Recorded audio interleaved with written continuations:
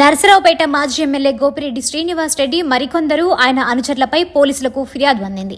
Narasaraopet Rompicherla police స్టేషన్లో ఫిర్యాదు చేశారు టీడీపీ నేతలు. సీఎం చంద్రబాబుపై ఏకవచనంతో అనుచిత వ్యాఖ్యలు చేశారని ఫిర్యాదు చేశారు. సీఎం చంద్రబాబును ఏకవచనంతో తిడుతూ మాజీ ఎమ్మెల్యే గోపిరెడ్డి శ్రీనివాస్ రెడ్డి ఆయన అనుచరులు మీడియా సమావేశం నిర్వహించారు. తక్షణమే కేసు నమోదు చేయాలని కోరారు టీడీపీ నేతలు. నమస్కారం. నిన్న మన నర్సరావుపేట వైఎస్ఆర్సీపీ మాజీ ఎమ్మెల్యే గోపిరెడ్డి శ్రీనివాస్ రెడ్డి గారు ఒక ప్రెస్ మీట్ పెట్టిస్తూ మా దళితులందరినీ కూడాను అసభ్యకర పదజాలంతో వాళ్ళ నాయకులు కార్యకర్తలతో తిట్టించడం మొదలుపెట్టారు. ఏమండి సుజాత పాల్ గారు, మిమ్మల్ని ఒకటే ప్రశ్నిస్తూ ఉన్నాం, మీరు ఈరోజు కూడాను గోపిరెడ్డి గారికి చెక్కభజన చేయడం మానుకోండి. ఎందుకంటే ఎక్కడైతే శిలాఫలకాలు పగిలిపోయినాయని మీరు మీ పార్టీ వాళ్ళు సెలవిస్తున్నారో అక్కడ ఆ శిలాఫలకాల మీద అంబేద్కర్ గారి కంటే ముందు మీ అధినేత జగన్మోహన్ రెడ్డి గారు పేరు రాసి అతను బొమ్మలు వేస్తూ ఉన్నారు. దానికోసమని దళితులు, అందులోనూ అంబేద్కర్ వాదుల మనోభావాలు దెబ్బతిన్నాయి కాబట్టే వాటిని పగలగొట్టారు. దానికి తెలుగుదేశం పార్టీకి ఏం సంబంధం అండి? మీరు ఇంకా మాట్లాడుతూ ఉన్నారు. 4 కోట్ల ఆంధ్రుల గుండెల్లో జగన్మోహన్ రెడ్డి ఉన్నారు, దేశాలకు ఖండాంతరాలకు ఆయన ఖ్యాతి పాకింది అని చెప్పేసానని. నిజమేనండి. డ్రగ్స్ మాఫియా, గంజాయి మాఫియా, రేషన్ మాఫియా, ఈరోజు దళితుల మీద జరుగుతున్న దాడులు, వీటిలన్నింటినీ కూడాను ఆయన గురించి ఖండాంతరాలు, దేశాంతరాలు చెప్పుకుంటా ఉన్నారు.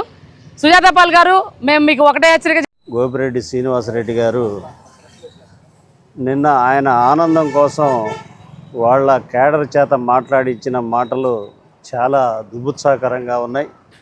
ఎందుకంటే ప్రస్తుత ముఖ్యమంత్రి చనిపోతే మీకు ఆనందం అని తెలియజేయటం అనేది మీ సమక్షంలోనే అది ఎంతవరకు మీ చదువుకి, మీ సంస్కారానికి మంచిదో మీరే ఆలోచించాలి. జరిగిన సంఘటన ఏంటంటే, మరి అంబేద్కర్ విదేశీ విద్య పేరును జగన్ తొలగించి జగనన్న విద్యాదేవిని అనేది పెట్టుకున్నాడు. అది కాకుండా అంబేద్కర్ శిలా విగ్రహం కాడ ఆయన కంటే కూడా జగన్మోహన్ రెడ్డి పేరు ఎక్కువగా కనపడే విధంగా పెట్టడం అనేది మరి భారతదేశ వ్యాప్తంగా కూడా ఉన్న అంబేద్కర్ అభిమానులు ఎవరో తెలియని వ్యక్తులు బాధతో చేసిన పనే తప్ప ఇది చంద్రబాబుకి కానీ, లేదా తెలుగుదేశం పార్టీ దళిత సోదరులకు కానీ, లేదా ఎవరికి ప్రభుత్వానికి కానీ సంబంధించిన అంశం కాదు.